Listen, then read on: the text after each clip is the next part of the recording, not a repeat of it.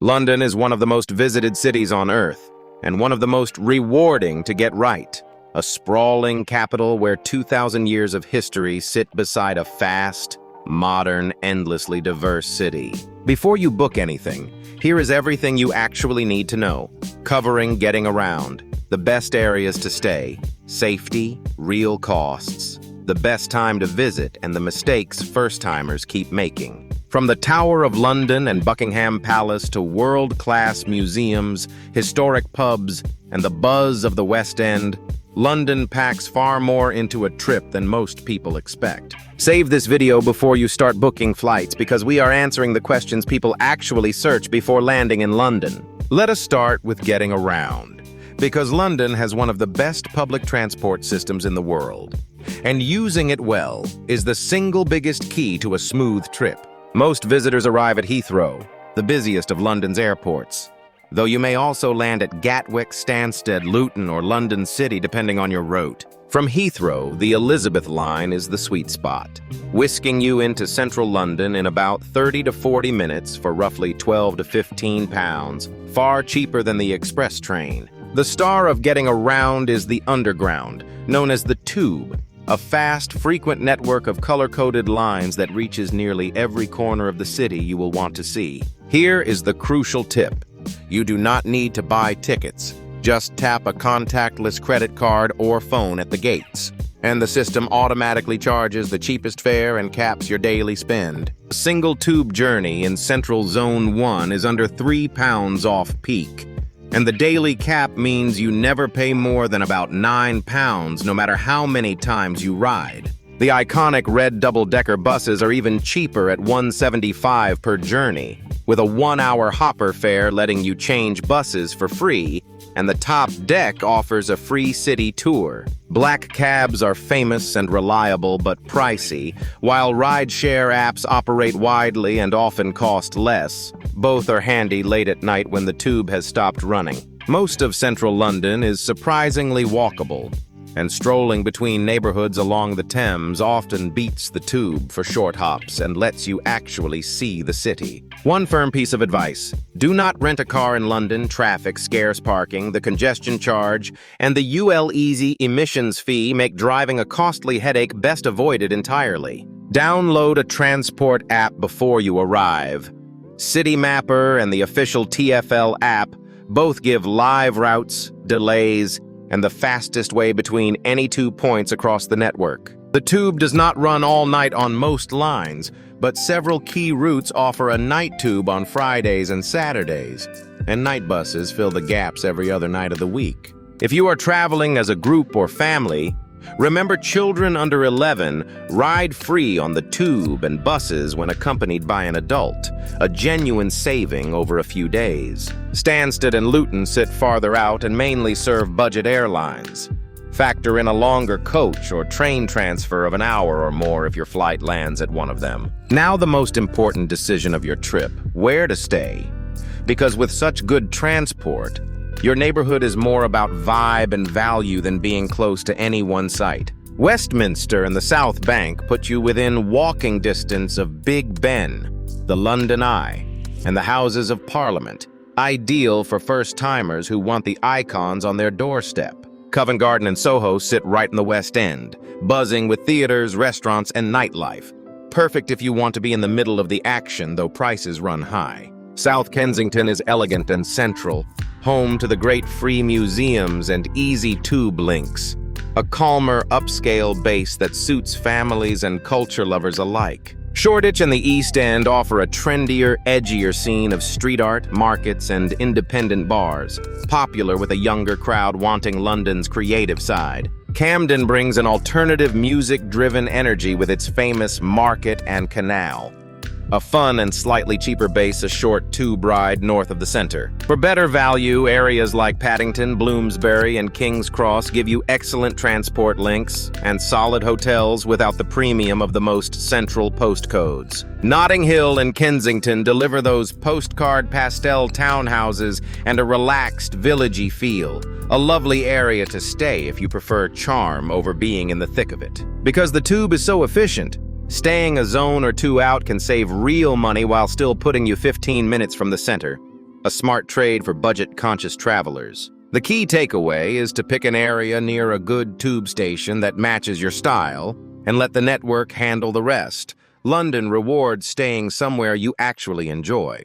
Be aware that many central London hotel rooms are famously small by international standards, so read recent reviews and do not expect American-sized space at the same price. If you want a local feel with lower prices, look at South London neighborhoods like Clapham or Greenwich. Well-connected and full of pubs, cafes, and everyday London life. Whichever area you choose, check that it sits in Zone 1 or 2 for the easiest access, since staying farther out saves money but adds real commuting time to every day. Now let us talk safety, because London is, by the standards of major world cities, a genuinely safe place to visit, with the main risks being petty rather than violent. Pickpocketing is the #1 concern, especially in tourist crush points like Oxford Street, Camden Market, and busy tube stations. So keep bags zipped and phones secured. Phone snatching by moped or bicycle has risen in some areas, so avoid holding your phone loosely near the curb and be aware when standing still texting on a busy street. Violent crime exists, as in any big city, but is heavily concentrated in specific areas far from where tourists go. The central sightseeing districts are very well policed. The tube is safe day and night, though late at night you may prefer busier carriages and always stand behind the yellow line and mind the gap on the platform. Beware the common scams, the 3-cup shell game on bridges, overly friendly charity clipboard teams, and unlicensed minicabs always use a black cab or a booked rideshare instead. Traffic is a real hazard for visitors. Cars drive on the left, so look right first when crossing. And trust the helpful look left and look right painted on many crossings. Emergency services are reached by dialing 999, and the non-emergency police number is 101, worth saving in your phone before you arrive. Terrorism gets headlines, but statistically remains extremely rare. London is heavily monitored and prepared, and there is no reason to let it shadow an ordinary visit. Overall, use normal big city common sense. Guard your valuables in crowds, and you will find London one of the more comfortable major capitals to explore on foot. Solo and female travelers generally report feeling very comfortable in London. The streets stay busy late, and central areas remain well lit and populated well into the evening. Keep a digital and paper note of your accommodation address and a backup payment method, since a lost or blocked phone can strand you if it is your only way to tap and pay. Let us get practical about cost, because there is no way around it. London is expensive, one of the pricier cities in the world, and knowing that up front helps you plan realistically. Hotels are the biggest expense. Expect a mid-range 3-star to run around £120 to £180 a night, with 4-star properties often £200 to £300. Budget travelers can cut this sharply with well-reviewed hostels, budget chains like Premier Inn, or staying a couple of tube zones out from the very center. Food ranges enormously. A meal deal or a curry in a casual spot can cost under £10, while a mid-range restaurant dinner easily runs £30 to £50 per person. The great news is that many of London's best attractions are completely free. The British Museum, the National Gallery, the Tate Modern, and the great parks cost nothing to enter. The paid icons do add up. The Tower of London, the London Eye, and Westminster Abbey each run around £30, so budget and prioritize the ones you truly want. Transport is reasonable thanks to the daily fare cap. Budget roughly £9 a day for unlimited tube and bus travel across the central zones. Tipping is more relaxed than in the US, around 10 to 12% at restaurants if service is not already added, and rounding up is fine for taxis and pubs. A realistic budget for a week in London for 2 people, mid-range hotel included, lands somewhere around £2,000 to £3,500 total. You can enjoy London well on a modest budget by leaning on the free museums and parks, eating from markets and casual spots, and saving your splurges for 1 or 2 big-ticket experiences. Watch the exchange rate and card fees. London runs on the pound, not the euro, and using a card with no foreign transaction fee saves a surprising amount over a week of tapping. Skip the black cab for long journeys.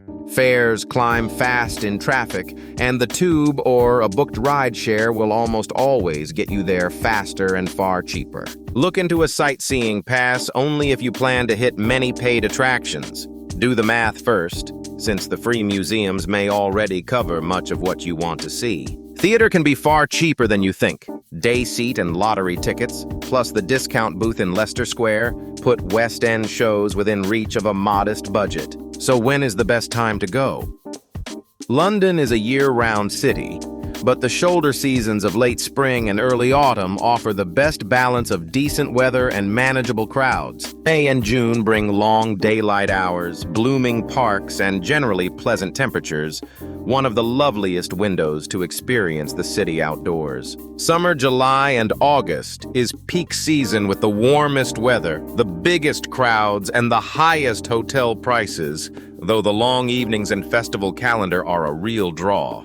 Do not expect a Mediterranean climate. London is famously changeable, so pack a light waterproof and layers no matter the season, and never fully trust the morning forecast. Autumn, September, and October delivers crisp air, golden parks, and thinning crowds, an underrated and photogenic time to visit before the winter chill sets in. Winter is cold, damp, and dark by mid-afternoon, but it is the low season for prices, and the Christmas lights, markets, and festive atmosphere are genuinely magical. Book well ahead for any visit around Christmas and New Year, or during major events like Wimbledon in summer, when both prices and demand spike sharply. Daylight varies dramatically. Expect long, bright evenings in June, but darkness by 4 in the afternoon in December, which really shapes how much you can pack into a day. If you want to catch a specific event, from Chelsea Flower Show to Notting Hill Carnival, plan around it early, as these draw huge crowds and sell out fast. Whatever season you choose, London always has vast indoor options in its museums, theaters, and pubs, so a rainy day never has to derail your plans. Spring can be delightfully mild or stubbornly gray, so treat any sunny day as a gift and plan your outdoor sights and parks around the forecast rather than the calendar. On to the must-sees, starting with the Tower of London, a 1,000-year-old fortress on the Thames that holds the crown jewels and centuries of gripping, often gruesome history. Westminster is the ceremonial heart, where Big Ben, the Houses of Parliament, and Westminster Abbey cluster together in one of the most photographed views on the planet. Buckingham Palace draws crowds for the changing of the guard, and in summer you can even tour the opulent staterooms when the king is away. The free museums are world-beating. The British Museum's ancient treasures, the National Gallery's masterpieces, and the Natural History Museum's dinosaurs could each fill a day. For views, ride the London Eye, climb the Shard, or head to a free rooftop like the Sky Garden for a sweeping panorama of the city and the river. The West End theater scene rivals Broadway, and catching a play or musical in a historic theater is one of the quintessential London evenings out. Wander the markets. Borough Market for food, Camden for the alternative scene, Portobello Road for antiques. Each offers a completely different slice of London life. The royal parks are the city's green lungs. Hyde Park, St. James's Park, and Regent's Park offer boating, gardens, and space to breathe right in the center. Cross the river to the South Bank for the Tate Modern, Shakespeare's Globe, and a riverside walk that strings together some of London's best free experiences. And do not miss simply riding the top of a red bus or a boat down the Thames, two of the cheapest and most memorable ways to take in the whole city. Nighttime London is a spectacle of its own. The illuminated skyline from a bridge, the buzz of the West End, and historic pubs glowing on quiet cobbled lanes. For something different, seek out the hidden gems, the quirky Sir John Soane's Museum, the Churchill War Rooms, and the leafy calm of Hampstead Heath reward the curious. Time your visit smartly. Arrive at popular sites right at opening or later in the afternoon to dodge the coach tour crush that peaks around the middle of the day. London also makes a brilliant base for day trips, with fast trains reaching some of England's most famous sites in an hour or two from the central stations. Windsor Castle, the oldest occupied castle in the world and a royal residence, sits under an hour away and pairs beautifully with a stroll through its historic town. Oxford and Cambridge, the storied university cities, are each easy day trips full of ancient colleges, punting on the river, and postcard-perfect architecture. Stonehenge, the prehistoric stone circle, and the elegant Georgian city of Bath can be combined into one memorable day out to the west of the capital. The Harry Potter studio tour at Warner Brothers just outside London is a must for fans, showcasing real sets, costumes, and props from the films. For coast and cliffs, the seaside town of Brighton is under an hour by train, with its pier, pebble beach, and quirky lanes making a fun change of pace. Greenwich, still within London, offers the Royal Observatory, the Prime Meridian Line, and grand maritime history, reachable by a scenic boat ride down the Thames. Hampton Court Palace, Henry VIII's riverside residence, dazzles with Tudor grandeur, sprawling gardens, and a famous hedge maze just southwest of the city. Booking train tickets in advance online almost always beats buying on the day, where walk-up fares can be surprisingly steep for these popular routes. Organized coach tours can be worthwhile for far-flung combinations like Stonehenge and Bath, bundling transport and timing into one day so you skip the logistics entirely. Even one-day trip adds a wonderful contrast to a city break, trading London's bustle for castles, colleges, and the green English countryside. A word on food and culture, because British food has quietly become genuinely excellent, and London may be the most diverse eating city on earth. Do try the classics, a proper Sunday roast, fish and chips, and a full English breakfast, ideally in a traditional pub where the atmosphere is half the experience. The pub is a cultural institution. Order and pay at the bar rather than waiting for table service. And know that a round means you buy drinks for your whole group. London's immigrant communities have made it a global food capital. From the curry houses of Brick Lane to outstanding Chinese, Turkish, and West African cooking across the city. The city's markets are a food adventure in themselves. Borough Market for artisan produce, and Camden and South Bank stalls for street food from every corner of the globe. Tap water is safe, free, and freely offered in restaurants, so there is no need to buy bottled water. And carrying a reusable bottle saves money over a long day out. Afternoon tea is a delightful splurge with scones, finger sandwiches, and endless tea served in grand hotels, a fun and very British ritual to try once. The British are famously polite and reserved. Queuing is close to sacred, so never jump a line, and a please, thank you, and sorry go a very long way. On escalators, always stand on the right so people in a hurry can walk past on the left. Breaking this simple rule marks you instantly as a tourist. Small talk is friendly but understated.